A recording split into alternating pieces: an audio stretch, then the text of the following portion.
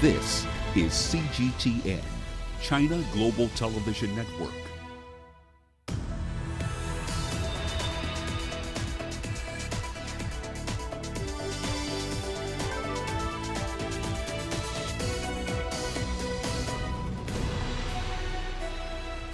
Hello there and welcome to Global Business Africa. We'll be giving you insight into Africa's business and financial markets.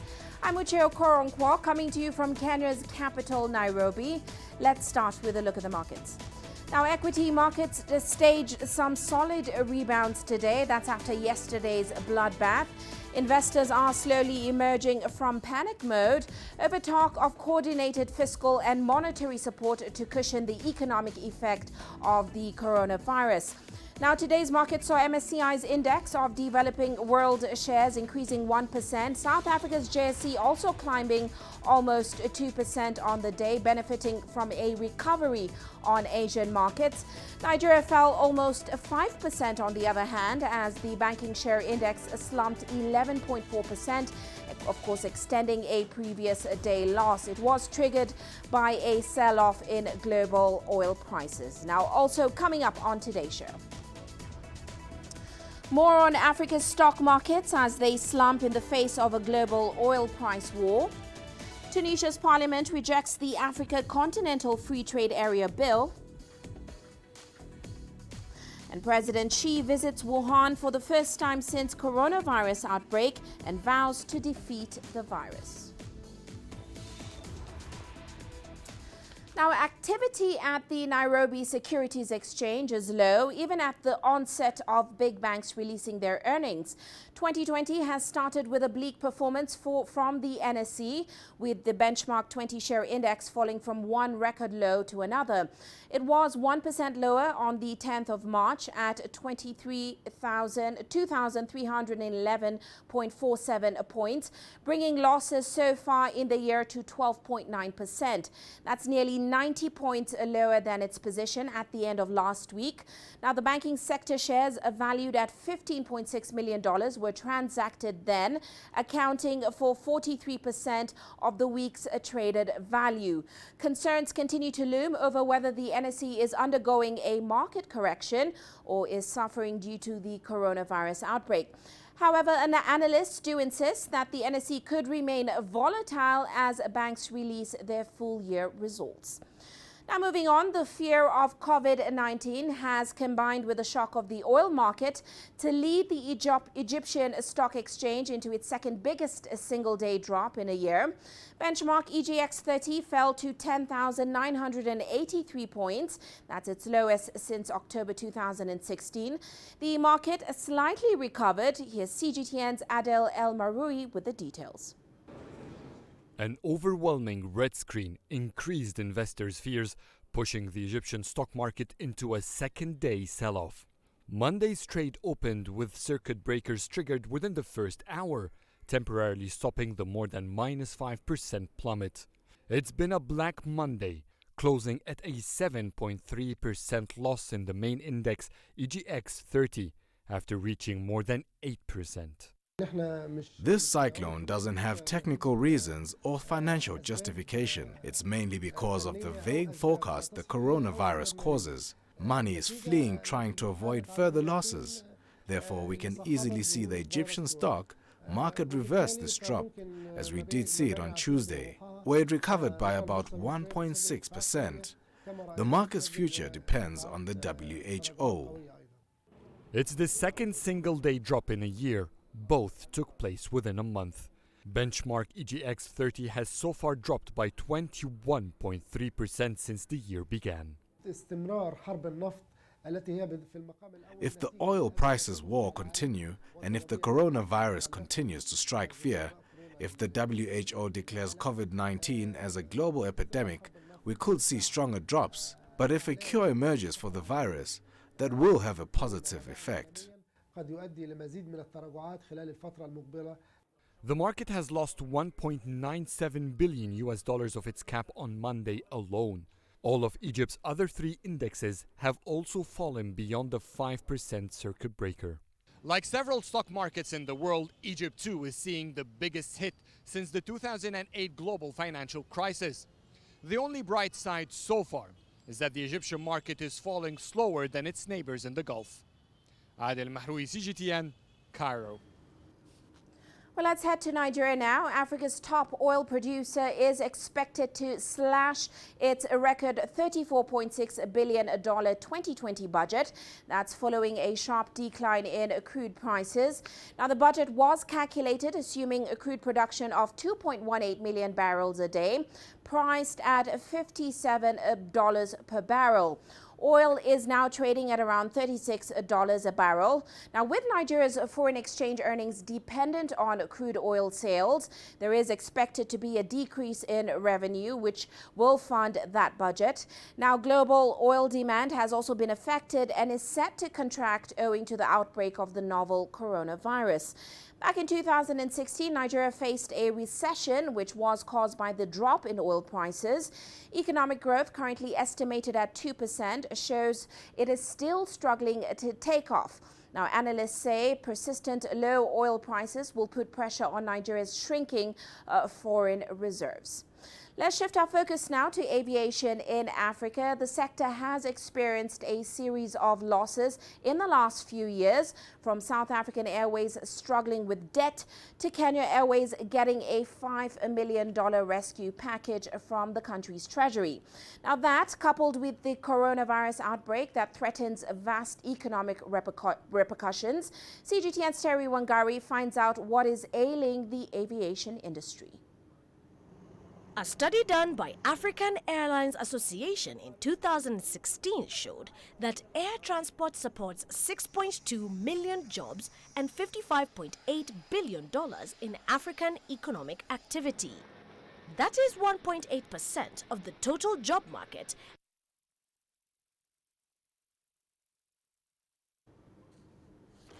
Well, let's shift focus now to the corporate headlines for the day.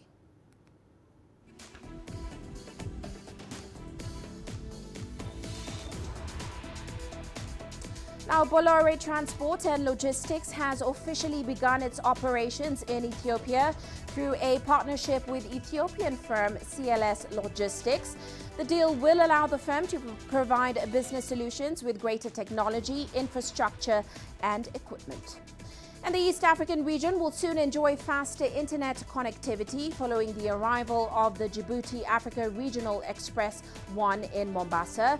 The 400-kilometer fiber optic cable is expected to deliver a capacity of up to 36 terabits per second, offering a strategic alternative in the routing of traffic and increased capacity.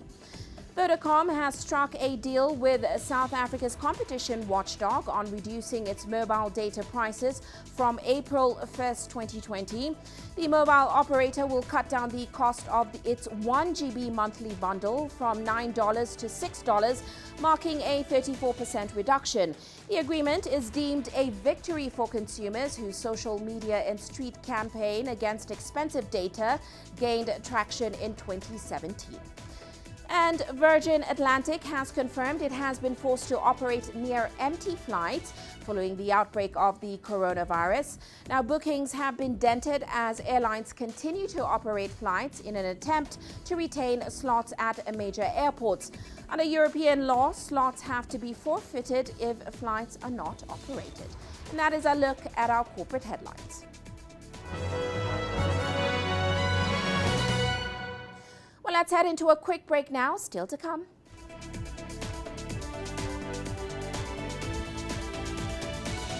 Tunisia's parliament rejects the Africa Continental Free Trade Area. And African businesses take stock of the novel coronavirus impact. The world economy as we know it is about to change. Global business reports highlight emerging markets, developing countries, and dynamic sectors worldwide. We feature top analysts and newsmakers to provide perspectives on every facet of business. From an on-the-ground perspective, we provide you with balanced and objective assessments. Fast, sharp, and insightful. Global Business. Only on CGTN. Every story starts out like this.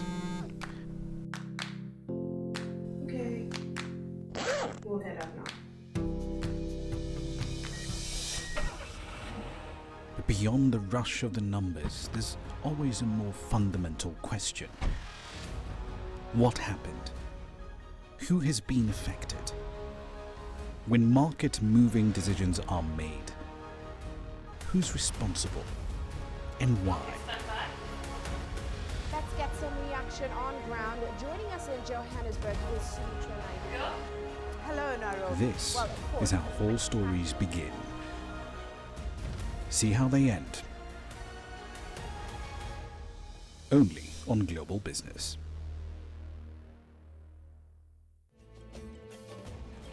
There's more to this place than just glorious landscapes. There's more to it than just, say, Table Mountain or glorious, endless salt flats. There's more to it than countries that are home to some of the deepest mines in the world. There is so much more to this place, even if it is home to some of the finest diamonds on the planet. It is the sheer diversity of the people who call Southern Africa home and the relentless drive to make it a better place that make it so special. And we know that because this too is home.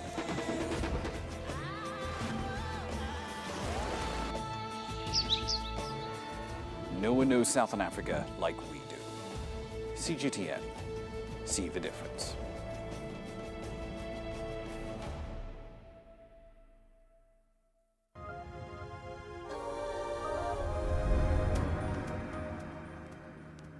Welcome back to Global Business Africa. Well, let's head back to one of our top stories today. Of course, Nigeria plans to slash its record $34.6 billion budget. Let's delve further into that issue with Deji Badmus. He joins us now in Lagos. Deji, great to have you on the show. Now, last we heard, a budget review committee is expected to review that $57 oil benchmark, which of course was used in the 2020 budget.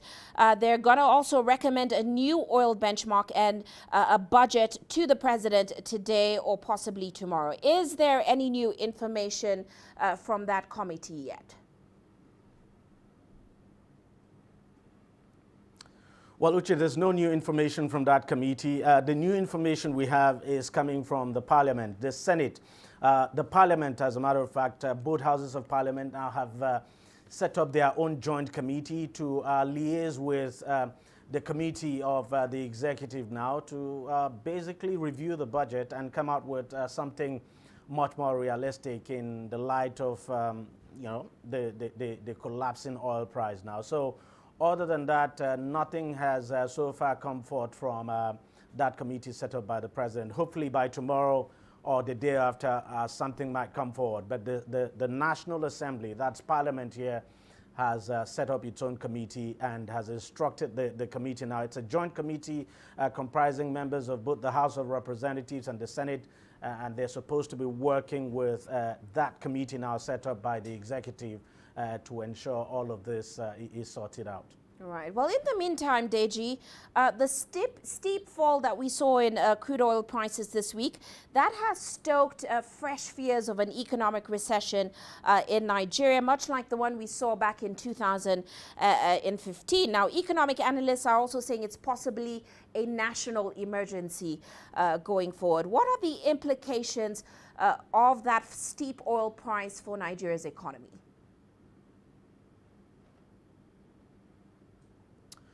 Which the implication is huge. It can be overemphasized. Let's put it this way.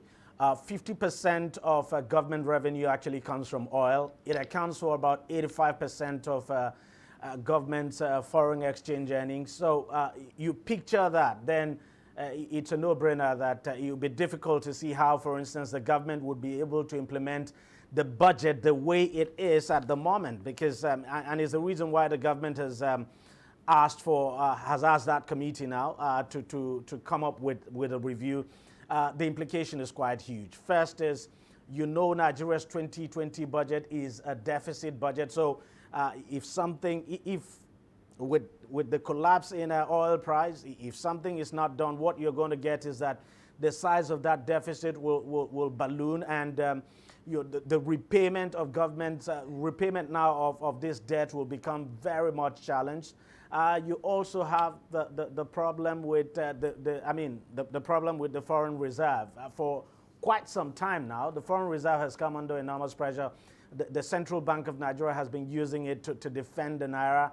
And as we speak today, the foreign reserve is just slightly over 36 billion. So if you do not have, because that is what it means, we're not going to get accretion to the reserve, because the bulk of the accretion we get to the reserve actually comes from what we earn from oil. So if you do not have that, then along the line, those who have been saying for long that there might be a devaluation might not be far from the truth. So if things don't change, it will become very difficult for the central bank to continue to defend the naira.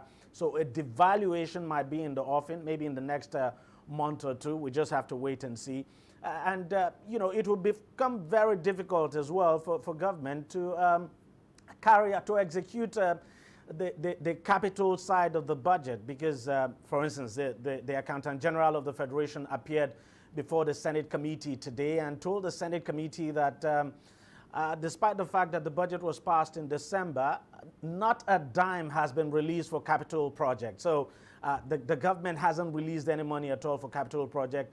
And if things stay the way they are now with the fall in oil price, it's difficult to see how the government will be able to finance a capital project. And of course, that will have a very huge bearing on the economy. It affects everything, and it's certainly going to be a very tough one for Nigeria. We just wait and see what that committee would be proposing and what the Senate, the National Assembly too, would be willing to do.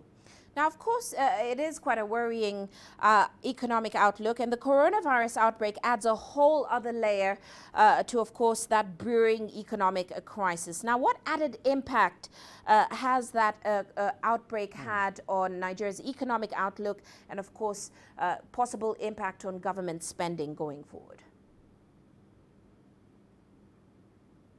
Well, the impact is enormous, Uche.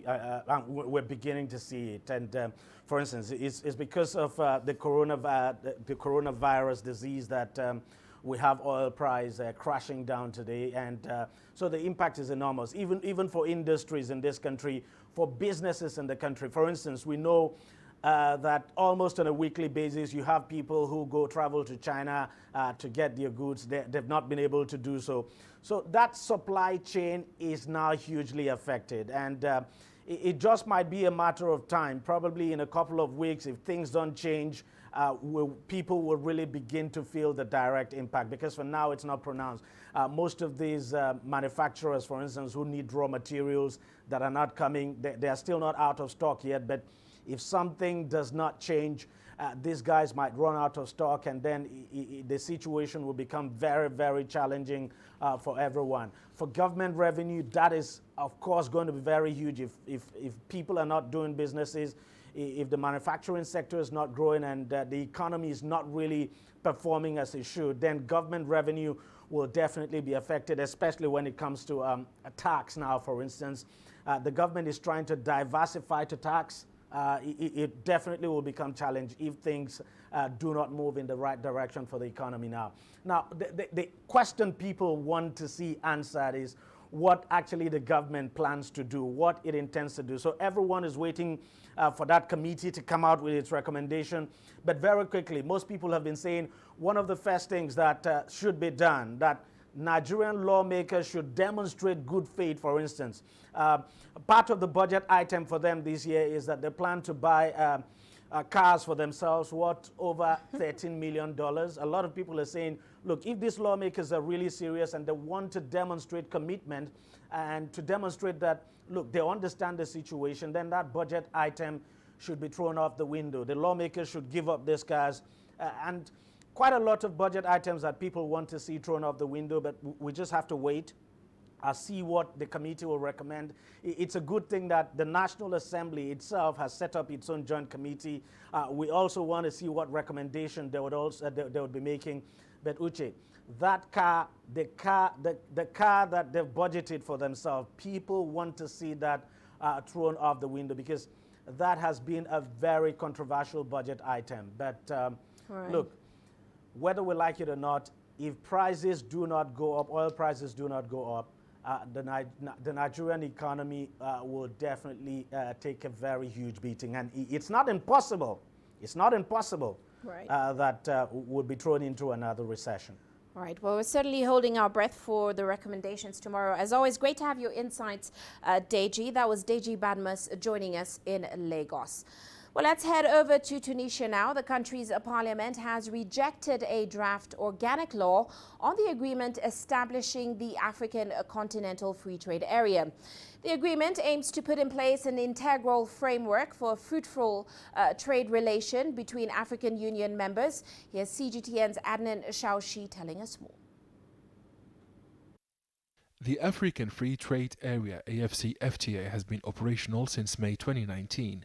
The Tunisian government signed the agreement on March 21, 2018 in Kigali, Rwanda. The parliament was expected to adopt this agreement in order to complete the accession procedures. However, the opposition rejected the bill. Voting in favor of the bill is the responsibility of the ruling party and not the opposition. The MPs who back the government were absent from the plenary, so they are responsible for the rejection of the AfCFTA project.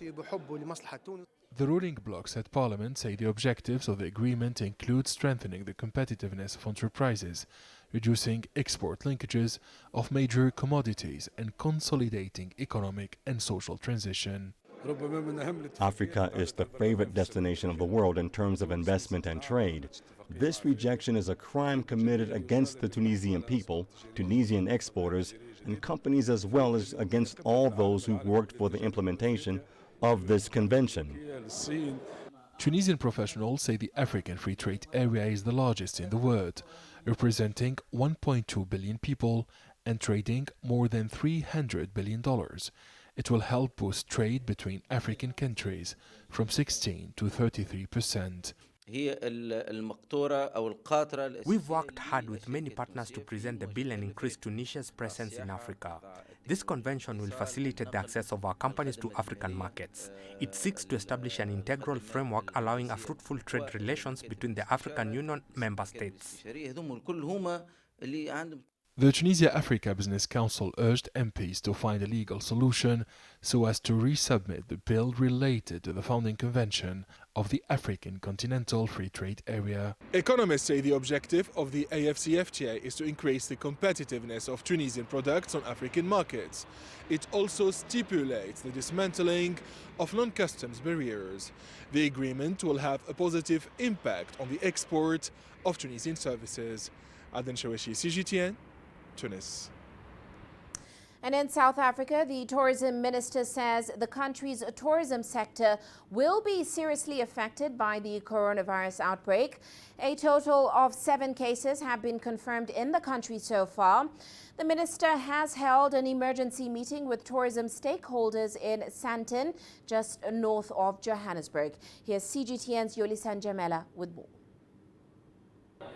Tourism Minister Mamuloko Kubai Ngubane told the tourism industry representatives that the local tourism market has already suffered some losses. The minister met with the tourism industry on Monday evening in light of the latest developments around COVID-19. In this time, we can either decide to take our hands and put them on our heads and cry and say that we've been hit hard, or we can fold our sleeves and say, how do we make it work?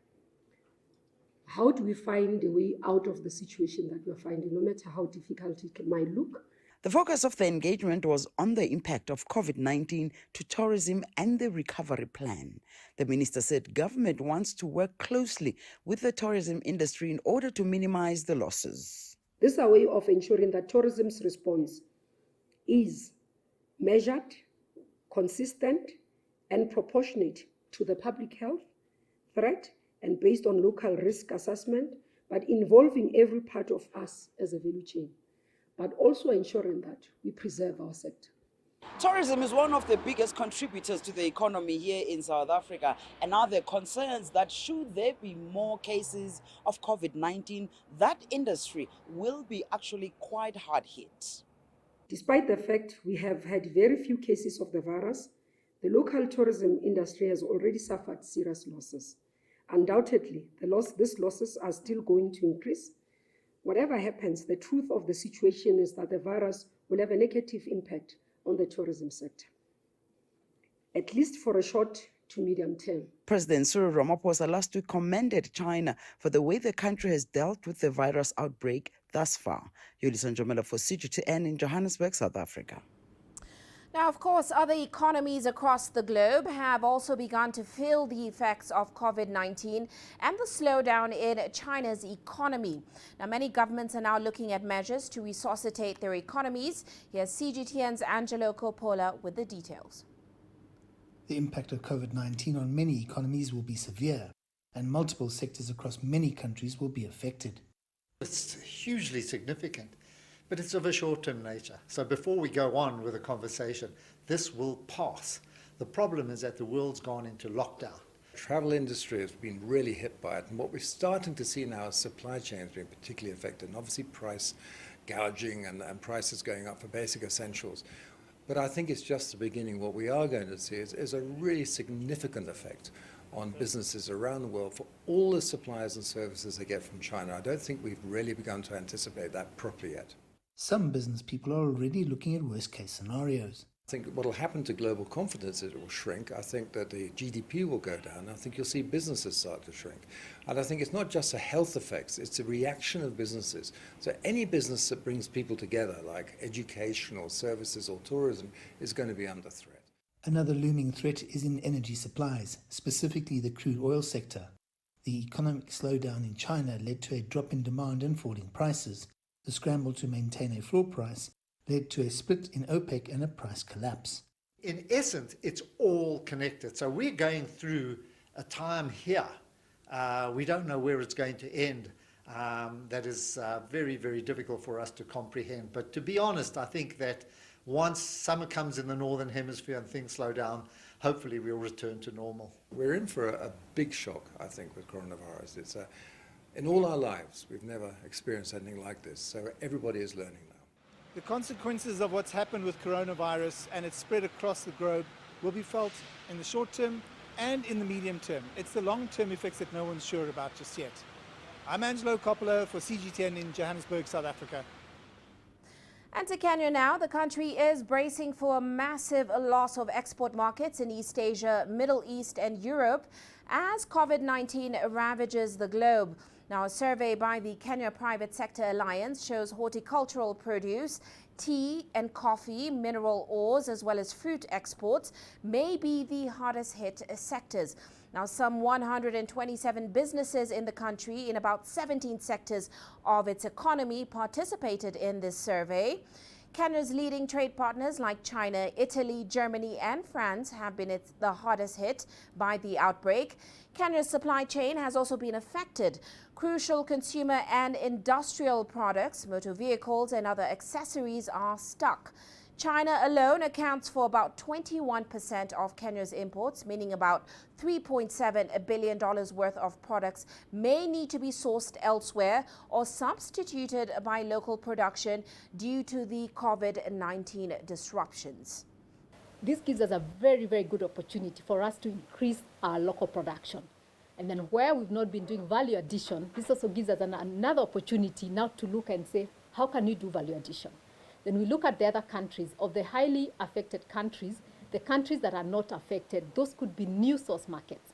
Of course, we are all affected by the travel and logistics that affect that, making it a little more expensive as you change markets.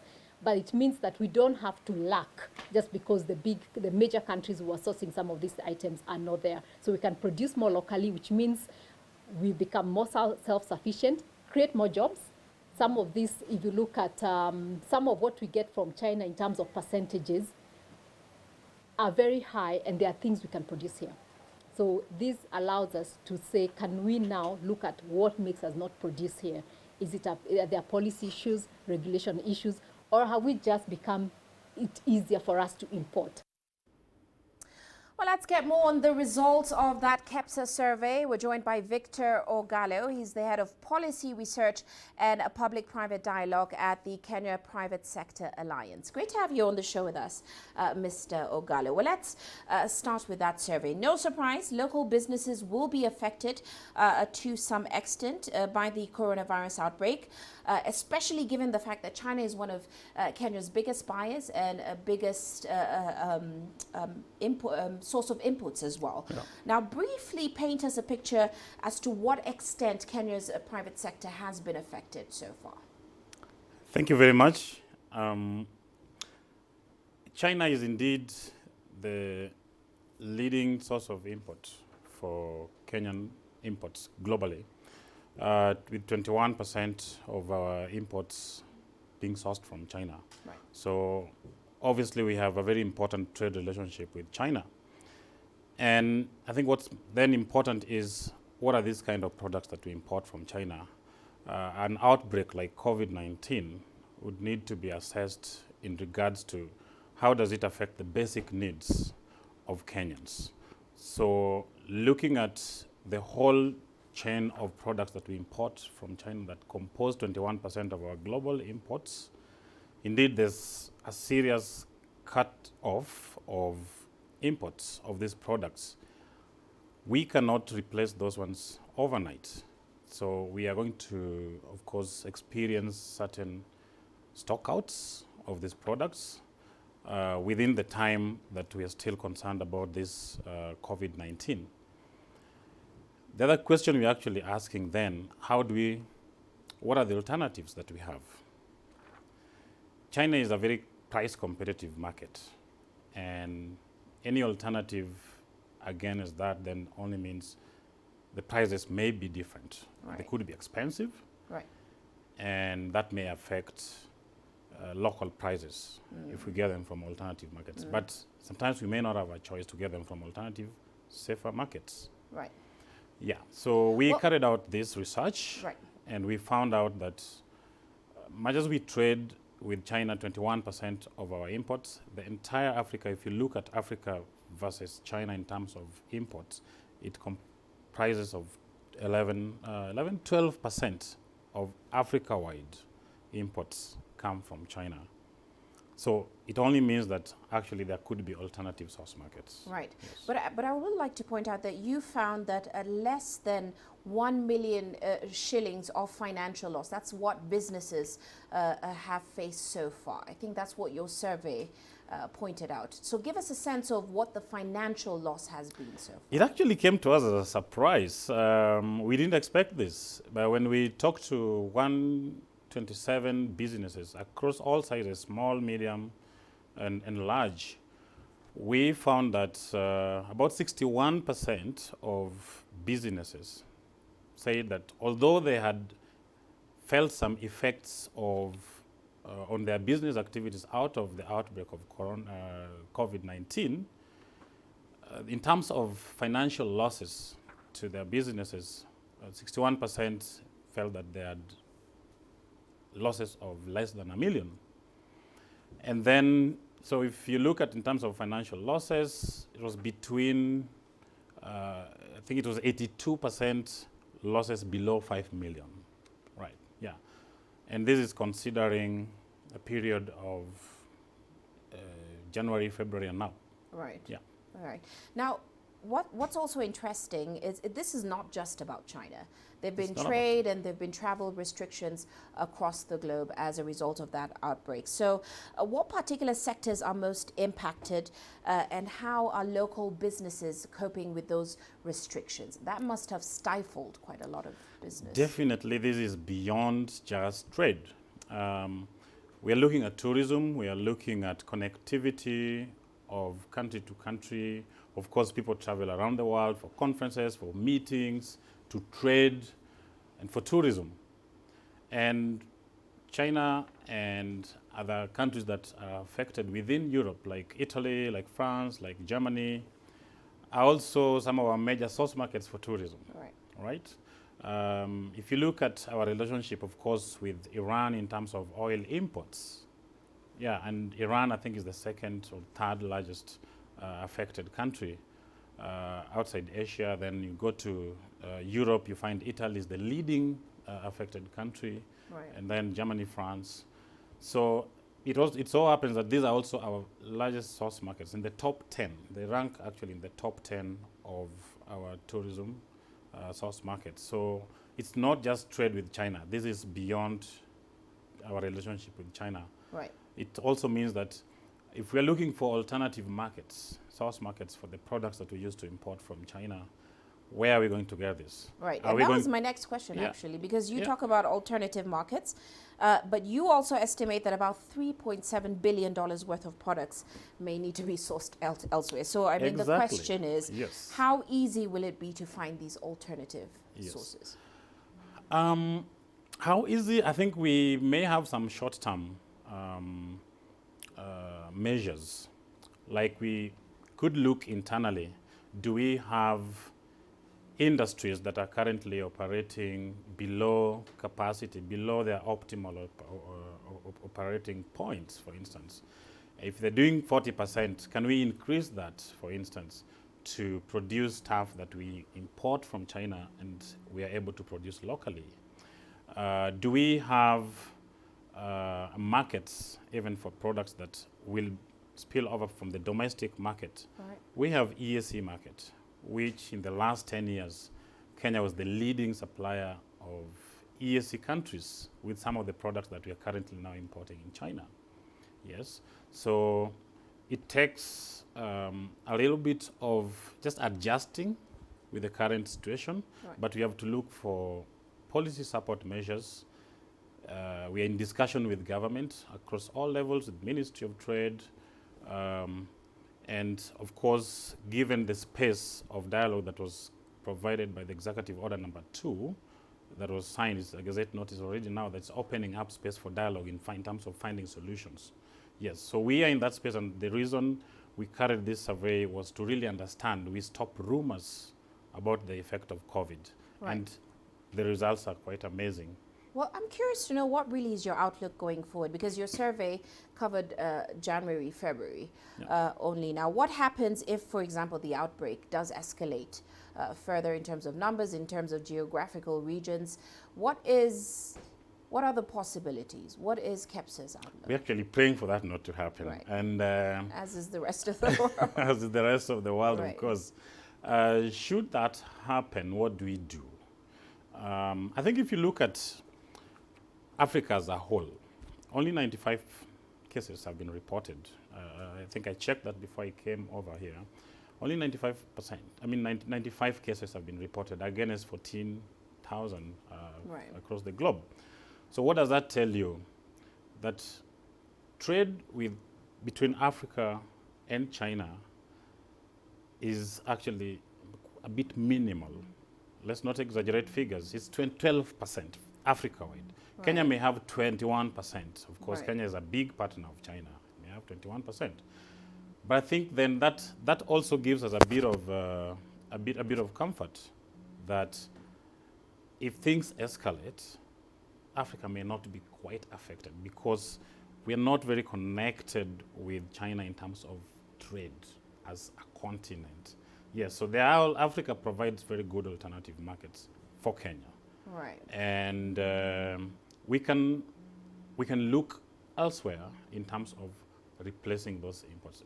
What we can produce locally, we will encourage for support measures from different players, private sector, government. Can we talk about how do we expand production locally? We have excess capacity in this country. We have excess energy, right?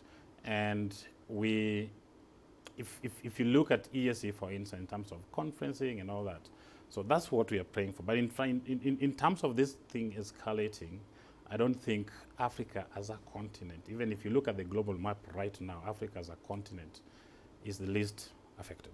Right. Yeah. So. Well, that's quite a positive outlook for now. Thank you so much for joining us in the studio. We do have to leave it there. That, of course, was Victor Ogalo from Kenya's Private Sector Alliance. Well, let's move on now. Today marks 1 year after the crash of an Ethiopian Airlines 737 MAX that triggered the worst crisis in Boeing's history. Flight 302 crashed shortly after takeoff, killing all 157 passengers on board.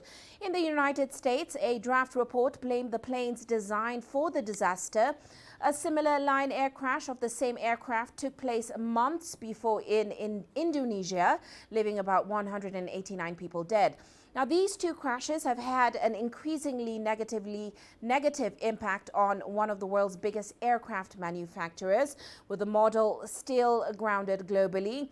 Boeing has recorded billions in losses in a long list of lawsuits. Bereaved family and friends of the crash victims are still waiting for answers. Now, to mark that anniversary, a village near the crash site held a memorial in honor of those victims that died. And as Ethiopia marks 1 year after the crash, CGTN's Daniel Arap Moy takes us back to that fateful day.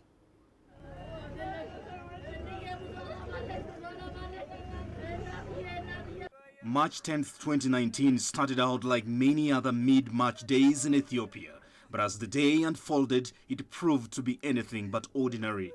On this day, the Boeing 737 MAX 8 aircraft, which operated the flight, crashed near the town of Bishoftu 6 minutes after takeoff, killing all the 157 people aboard. March 10th marks the first anniversary of Ethiopian airline crash. Gadisa Benti was an eyewitness who saw smoke billowing up the sky after the plane went down. It fell down here. There was the sound of an explosion followed by huge smoke that rose to the sky. We saw a lot of human body parts scattered everywhere on the field. The crash sparked a chain of events that would later cripple one of the world's biggest companies. We have taken the right decision to ground the airplane, and the fact that we have taken that right decision was endorsed by the entire world, because we cannot put even a single life at risk. Boeing is an incredible company. They are working very, very hard right now. And hopefully they'll very quickly come up with the answer. But until they do, the planes are grounded. Relatives couldn't grasp the fact that their loved ones were dead. Many were burned beyond recognition and had to be identified through DNA. It was the second crash in 5 months by the new Boeing 737 MAX after a Lion Air crash in Indonesia killed 189 people when it nosedived into the sea. Preliminary report released by the Ethiopian Civil Aviation Authority revealed that faulty sensor readings and multiple automatic commands to push down the nose of the Boeing aircraft contributed to the fatal crash that left the crew struggling to regain control. The plane, once Boeing's fastest sailing jet, has been grounded globally since mid-March, costing the plane maker nearly $19 billion. Boeing is also facing numerous probes into the development of the aircraft by regulators, U.S. lawmakers, and the Department of Justice. Daniel Arap Moy, CGTN, Nairobi, Kenya. You are watching Global Business Africa. Let's take a short break. Still coming up.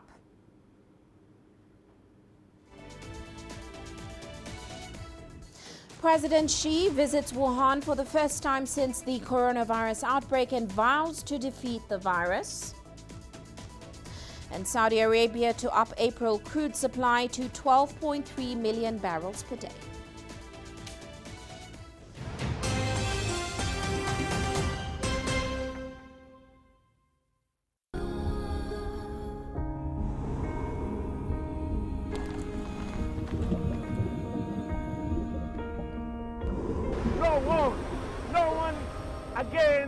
Holding guns. Machine guns from police forces toward the protesters.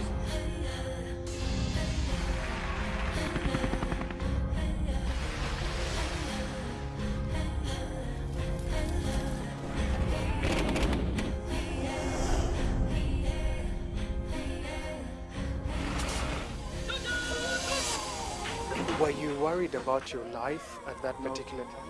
Not at all. Thank you very much for your time. What is your assessment of the state of the continent today? Africa has the potential to power itself. Excuse me.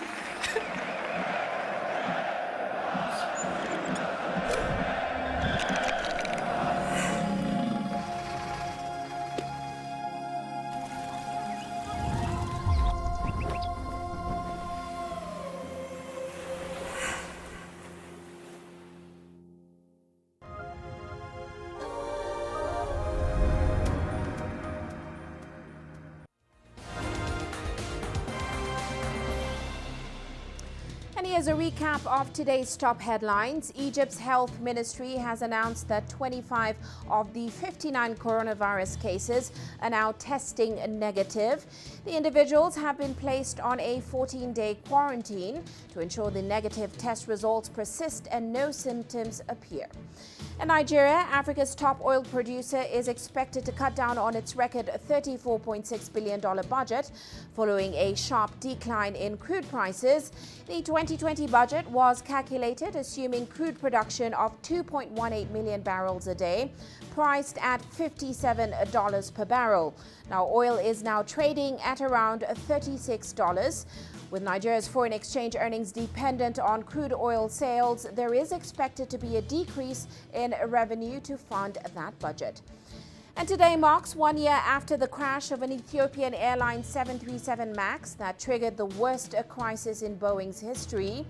Flight 302 crashed shortly after takeoff, killing all 157 passengers on board. In the United States, a draft report blamed the plane's design for the disaster. To mark the anniversary, a village near the crash site held a memorial in honor of the victims that died. And that is a recap of today's top headlines. Now, in China, President Xi Jinping has vowed victory in the war against COVID-19. He paid his first visit to Wuhan since the epidemic broke out there in December. CGTN's Tang Bo has more details. The commander-in-chief of China's battle visits the epicenter of the COVID-19 outbreak.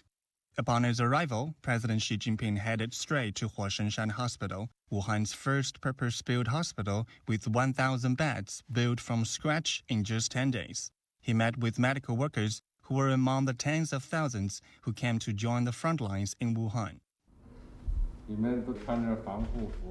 You're all in protective gear in masks. I can't see your faces, but all of you are dear to my heart. So I'm here on behalf of the CPC Central Committee, expressing my sincerest and highest respect to each and every one of you.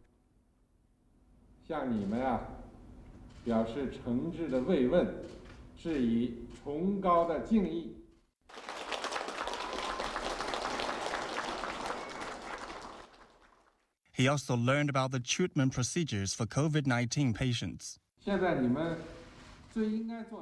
All you need to do is to be confident. We will win this war against the epidemic. Wuhan will win, Hubei will win, China will win as well.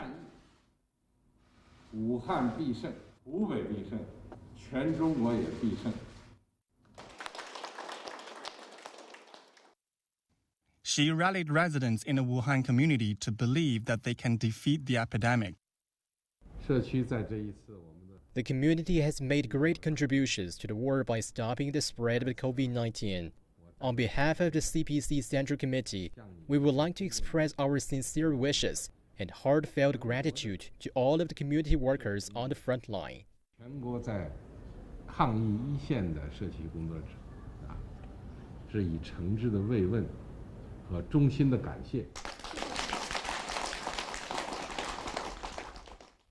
Wuhan is China's key city that was hardest hit by the outbreak, but the number of new cases have been falling, reaching a record low on Monday of just 19 new daily cases nationwide.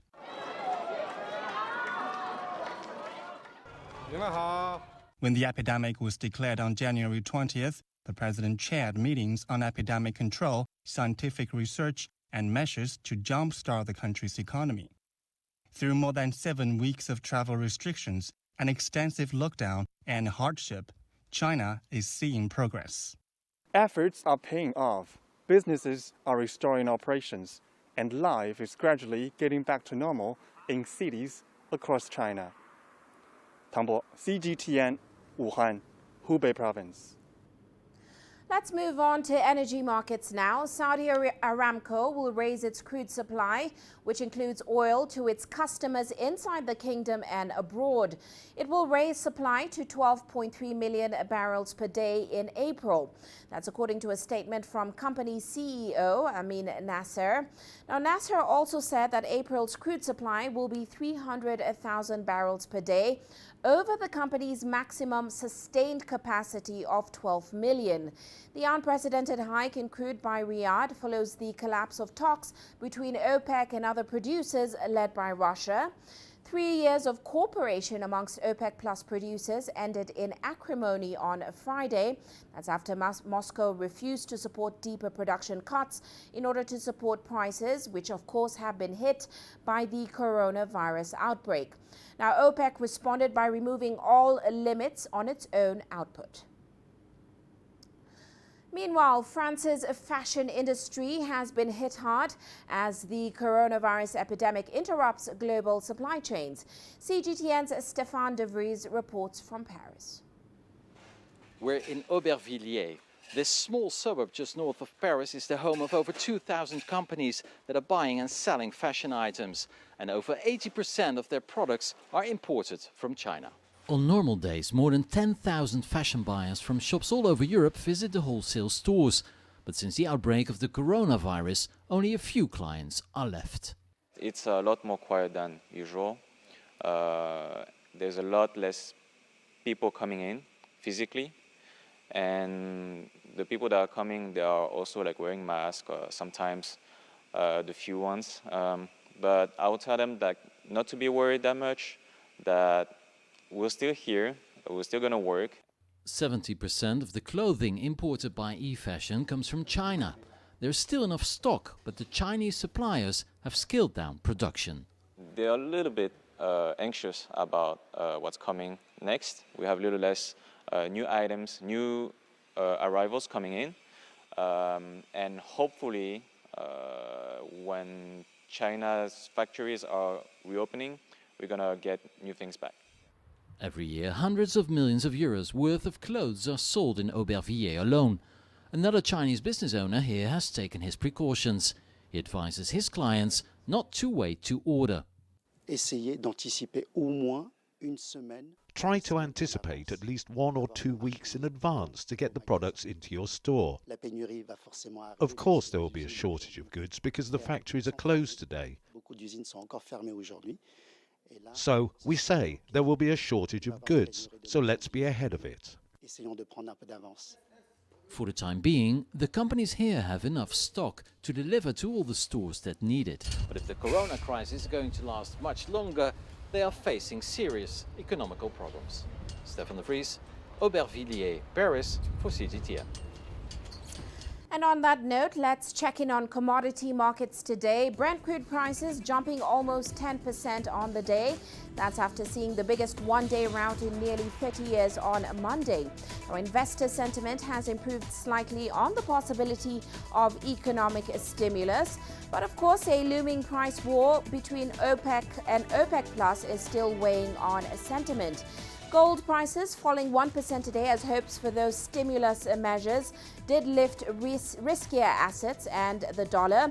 Meanwhile, coffee prices, which of course have been one of the most volatile commodities this year, posted a rally today on the back of a shortfall of the high-grade Arabica beans.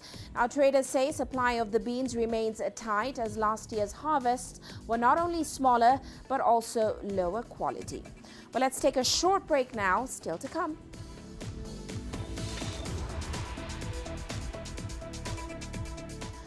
Rural Nigerian women out to revive the local brew enterprise.